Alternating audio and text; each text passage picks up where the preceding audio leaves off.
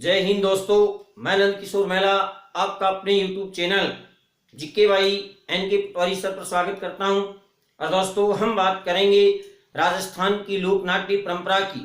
राजस्थान की लोक नाट्य परंपरा में एसआई, पटवार और रीट जो एग्जाम होने वाली है हमारी, कोरोना खत्म हो जाएगा 2-4 महीने में, इतनी ही इसकी औकात है। उसके बाद आपकी एग्जाम होगी। दुनिया की कोई ताकत उस एग्जाम को रोक नहीं सकती। और लोक नाट्य से हम जो बात करेंगे वो क्वेश्चन आपको एग्जाम हॉल में मिलेगा, ये आप विश्वास रखिएगा। हम बात कर रहे हैं लोक नाट्य विद्या परंपरा की, और उसमें हमने ख्यालों की बात की थी और रम्मत के अखाड़े की बात की थी। रम्मत के अखाड़ों का मंचन बीकानेर क्षेत्र में पाटों पर होता है और पाटा संस्कृति बीकानेर की देन है। इसकी बात हमने की थी। अब हम बात कर रहे हैं कि अली बख्शी, जिनको अलवर का रसखान कहा जाता है, अली बख्श जिनको अलवर का रसखान कहा जाता है, वो मुंडावर ठिकाने के वहां के नवाब हुआ करते थे और इसलिए उनको इसकी परंपरा को चलाने का श्रेय जाता है। दोस्तों, तो अली बख्शी ख्याल कहाँ की प्रसिद्ध है? अलवर की प्रसिद्ध है। सीधा क्वेश्चन हो गया। अलवर के रसखान कौन है? अली बख्श हैं। तो इसलिए हम बात कर रहे हैं कुछ और ख्यालों की, और उसी कड़ी में हम लोक नाट्य विद्या परंपरा में बात कर रहे हैं तुर्रा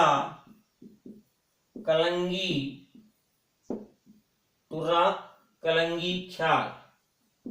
दोस्तों, अगर हम तुर्रा कलंगी ख्याल की बात करें तो इस ख्याल का मंचन हमारे राजस्थान में जो होता है उसका क्षेत्र है नींबा हेड़ा।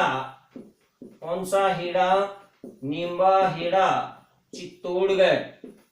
और दोस्तों, चित्तौड़गढ़ में ही घोसुंडी, या हम यूं कह सकते हैं कि हमारे राजस्थान में तुर्रा कलंगी ख्याल का प्रमुख क्षेत्र कौन सा है? चित्तौड़गढ़ है। चाहे घोसुंडी चित्तौड़गढ़ हो, चाहे नींबा हेड़ा चित्तौड़गढ़ हो। और दोस्तों, तुर्रा कलंगी ख्याल में जो प्रमुख वाद्य यंत्र होता है वो कौन सा होता है? चंग होता है। ध्यान रखना, प्रमुख वाद्य यंत्र कौन सा होता है?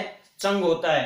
तो यहाँ पर तुर्रा कलंगी ख्याल की हम बात कर रहे हैं। दोस्तों, ये राजस्थान में कहाँ की प्रसिद्ध है? चित्तौड़गढ़ की प्रसिद्ध है। और प्रमुख वाद्य यंत्र कौन सा है? इसमें चंग वाद्य यंत्र प्रमुखता रहता है। और इसके बाद हम दोस्तों जा रहे हैं तुर्रा कलंगी ख्याल आई कहाँ से। तो दोस्तों, बताते हैं कि मध्य प्रदेश में चंदेरी के राजा थे। कहाँ के राजा? चंदेरी के राजा।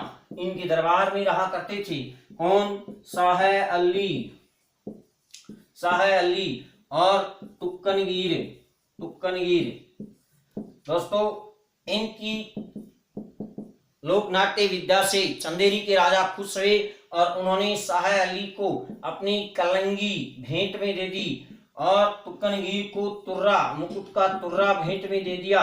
उसी दिन से ये तुर्रा कलंगी ख्याल लोक नाट्य विद्या से प्रचलन में हुई। और वो हमारे राजस्थान में जो प्रमुख कलाकार रहे हैं वर्तमान में, वो शाह अली की जगह तो कौन है? हमीदा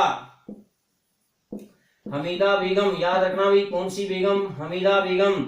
और तुक्कनगीर की तुर्रे के स्थान पर कौन है? शेहडू सिंह खटाणी। तो दोस्तों, हम बात कर रहे थे हमारे राजस्थान में लोक नाट्य विद्या परंपरा में हमीदा बेगम और शेहडू सिंह को आपको याद रखना है, भूलना नहीं है। ये वर्तमान समय में हमारी तुर्रा कलंगी लोक नाट्य विद्या का प्रचलन कर रहे हैं दोस्तों। और दोस्तों, लोक नाट्य विद्या में अगर आप देखें तो हमारी एग्जाम का क्वेश्चन रहेगा कि शाह अली और तुक्कनगीर आए राजस्थान में, और मुख्यतः ये कहाँ की प्रसिद्ध है? चित्तौड़गढ़ की प्रसिद्ध है। और प्रमुख वाद्य यंत्र कौन सा है? चंग है। ये वेरी इंपोर्टेंट तुर्रा कलंगी ख्याल। इसके बाद में हम देख रहे हैं अली बख्शी ख्याल। कौन सी ख्याल है दोस्तों? अली बख्शी ख्याल के प्रवर्तक रहे हैं स्वयं अली बख्श। स्वयं कौन रहे हैं दोस्तों? अली बख्श। ये याद रखना, अली बख्श ये अलवर के मुंडावर ठिकाने के नवाब थे। मुंडावर ठिकाना, और वहीं पर ये अली बख्शी ख्याल का प्रचलन हुआ था। और दोस्तों, ध्यान रखना, अली बख्श को अलवर का क्या कहते हैं? रसखान कहते हैं। वेरी इंपोर्टेंट क्वेश्चन है, अली बख्श को अलवर का रसखान कहते हैं। तो सीधा क्वेश्चन आएगा, राजस्थान में अली बख्शी ख्याल कहाँ की प्रसिद्ध है?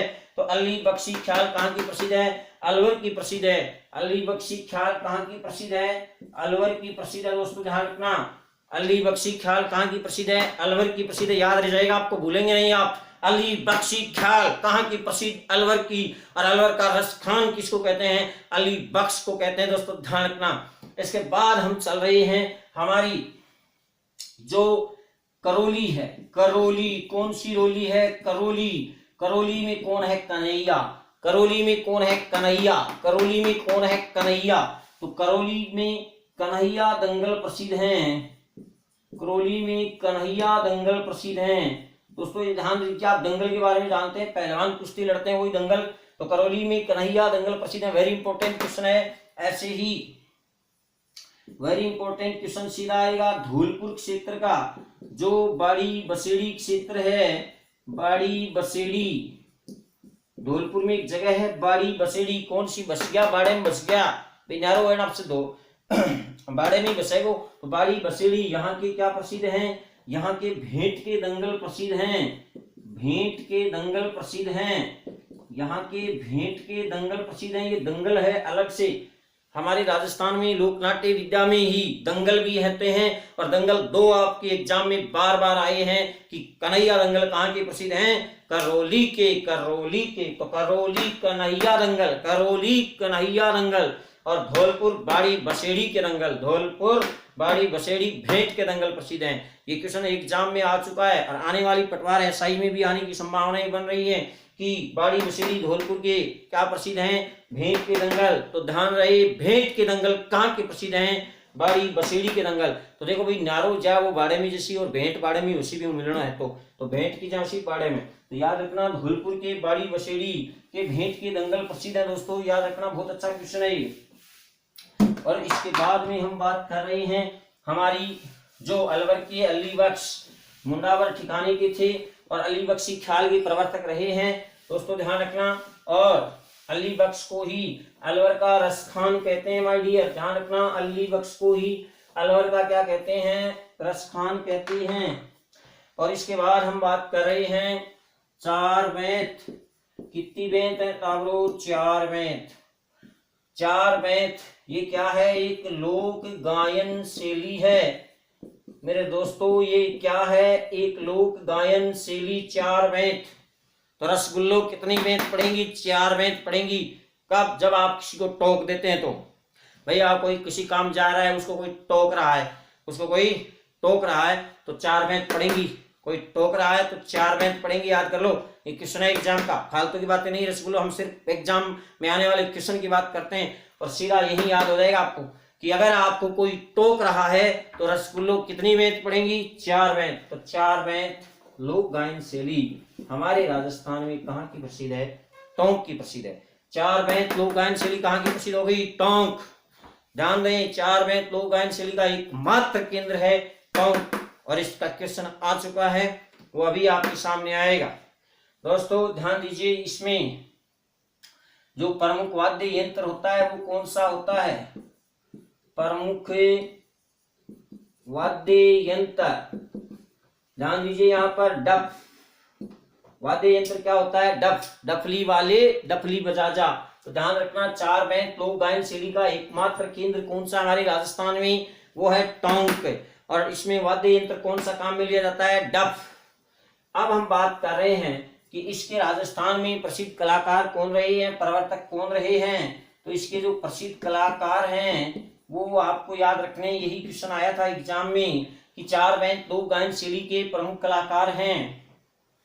दोस्तों ये प्रमुख एकमात्र हमारा जो केंद्र है चार बेंत लोक गायन शैली का, वो कहाँ पर है, टोंक में है। और इसका प्रमुख वाद्य यंत्र भी कौन सा है, डफ। बहुत अच्छा क्वेश्चन है, इसका प्रमुख वाद्य यंत्र कौन सा है, डफ। और इसके जो प्रमुख कलाकार रहे हैं वो दोनों एक जैसे ही नाम है, बस करीम करीम खां है, करीम ही लगाते हैं, वो अब्दुल करीम खां।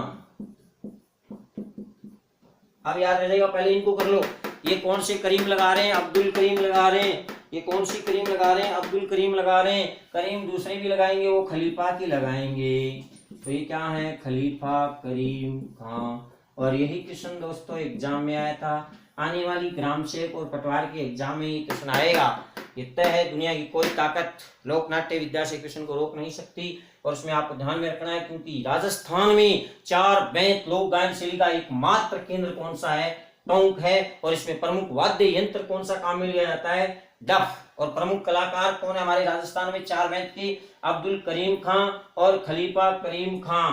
तो ये अब्दुल हैं, अब्दुल खलीफा करीम खां आपको याद रखने हैं। जिस ऑप्शन में हो वही आपको उत्तर करना है। 4 बेंत लोक गायन शैली, तो याद रखना ये हमारी 4 बेंत लोक गायन शैली का प्रमुख केंद्र है और एकमात्र केंद्र है टोंक राजस्थान में। इसके बाद दोस्तों आपने ये तो नाम सुना ही है नौटंकी का। नौटंकी दोस्तों, वैसे नौटंकी उत्तर प्रदेश की प्रमुख लोक नाट्य विद्या है और नौटंकी उत्तर प्रदेश का प्रमुख वाद्य लोक नृत्य भी है। लेकिन इसमें 9 प्रकार के वाद्य यंत्र काम में लिए जाते हैं, इसलिए इसको हम नौटंकी के नाम से जानते हैं। और ये हमारे राजस्थान में भरतपुर क्षेत्र में की जाती है, जिसको हम राजस्थान का मुख्यतः ब्रज क्षेत्र कह सकते हैं। ध्यान रखना, इसको नौटंकी क्यों कहते हैं? क्योंकि इसमें 9 प्रकार के वाद्य यंत्र काम में लिए जाते हैं। 9 प्रकार के वाद्य यंत्र काम में लिए जाते हैं, इसलिए इसको नौटंकी कहते हैं। और अगला क्वेश्चन आता है कि भरतपुर में हाथरस कौन सा रस है? हाथरस है। हाथरस शैली की नौटंकी प्रसिद्ध है। ये क्वेश्चन एग्जाम में आ चुका है दोस्तों कि भरतपुर में हाथरस शैली की नौटंकी प्रसिद्ध है। तो याद रखना हाथरस शैली की नौटंकी कहाँ की प्रसिद्ध है? भरतपुर की। और वैसे भी हमारे राजस्थान में नौटंकी होती कहाँ है? भरतपुर, अलवर, धौलपुर वाले क्षेत्रों में ही होती है। जो ब्रज क्षेत्र हैं भरतपुर, धौलपुर, उन्हीं में होती है। हाथरस शैली की नौटंकी प्रसिद्ध है भरतपुर की। तो दोस्तों यहाँ पर ध्यान दीजिएगा, राजस्थान में नौटंकी का प्रचलन किसने किया था? तो ये डीग निवासी भूरीलाल ने किया था। राजस्थान में डीग निवासी है भूरीलाल। कौन से लाल? भूरीलाल।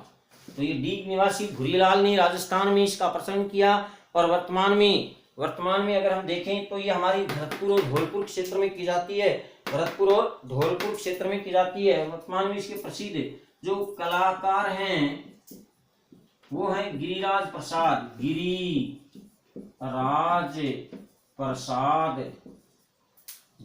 प्रसाद। ये कहां से दोस्तों? ये कामा से हैं। कामा से। तो ध्यान रखना, ये भूरीलाल हमारे क्या हैं? प्रवर्तक हैं।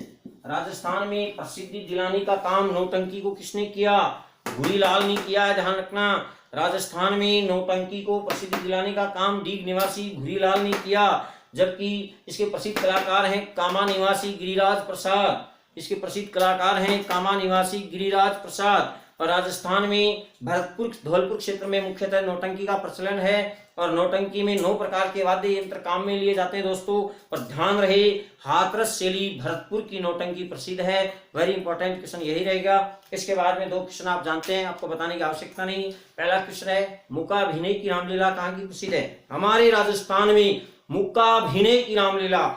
मूकाभिनय समझ गए आप? जैसे राजस्थान में पहली फिल्म थी राजा हरिश्चंद्र, मूक अभिनय था वो। तो ऐसे ही राजस्थान में बिसाऊ झुंझुनों की मूकाभिनय की रामलीला प्रसिद्ध है। ध्यान रखना, बिसाऊ झुंझुनों की मूकाभिनय की रामलीला प्रसिद्ध है। ऐसे ही राजस्थान में रासलीला का प्रमुख केंद्र है फुलेरा जयपुर। फुलेरा, कौन सा फुलेरा जानते हैं आप? जयपुर वाला फुलेरा, जंक्शन नहीं, फुलेरा शहर राजस्थान में रासलीला का प्रमुख केंद्र है। भगवान श्री कृष्ण के जीवन से संबंधित जो रासलीलाएं उन्होंने रची थी वही रासलीला का प्रमुख केंद्र अगर पूछा जाए राजस्थान में तो वो है फुलेरा जयपुर। और मूकाभिनय की रामलीला प्रसिद्ध है हमारे राजस्थान में बिसाऊ झुंझुनों की। इसके अलावा कोटा पाटोदा की रामलीला भी प्रसिद्ध है और जुरहरा भरतपुर की रामलीला भी प्रसिद्ध है। कौन सा हरा? जुरहरा भरतपुर, पाटोदा कोटा वो बाद में है। सबसे पहले मूकाभिनय की रामलीला अगर आए तो वो क्या रहेगी? बिसाऊ झुंझुनों में। इसके अलावा भरतपुर में ही जुरहरा, कौन सा हरा है? जुरहरा। ये कहाँ पर है दोस्तों? भरतपुर की रामलीला प्रसिद्ध है यहाँ की, जुरहरा भरतपुर की। और पावटा गांव है, पावटा कोटा में, वहां की रामलीला भी प्रसिद्ध है दोस्तों। ध्यान रखना, वैसे कोटा का दशहरा मेला भी प्रसिद्ध है, हमें पता है। और लेकिन अगर हम बात करें दोस्तों तो बिसाऊ झुंझुनों की मूकाभिनय की रामलीला प्रसिद्ध है। और ये आप जानते हैं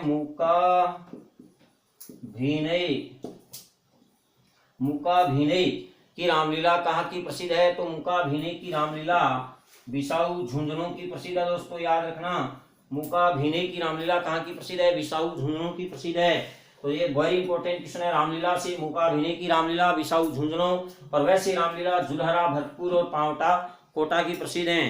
तो दोस्तों यहाँ पर आपको याद रह गया मेरे ख्याल से कि अगर कोई टोकता है तो बेंत पड़ेंगी। इसका मतलब 4 बेंत लोक गायन शैली का एकमात्र केंद्र है टोंक, और डफली वाले डफली बजा जा।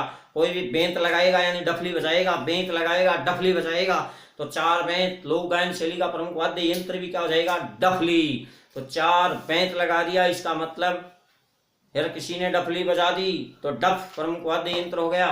तो ये आपको याद रह जाएगा 4 बेंत लोक गायन शैली का एकमात्र केंद्र है टोंक। ये वेरी इंपॉर्टेंट क्वेश्चन। इसके बारे में आपको ध्यान में रखना है इनके कलाकार कौन है 4 बेंत की, अब्दुल करीम खां और खलीफा करीम खां निहंग। ये विशेष इंपॉर्टेंट क्वेश्चन रहते हैं दोस्तों हमारी लोकनाट्य विद्या परंपरा में। इसके बाद हम अगली, ये हमारी लोक नृत्य और लोकनाट्य परंपराएं कंप्लीट हो चुकी हैं राजस्थानी लोक संस्कृति में। धन्यवाद।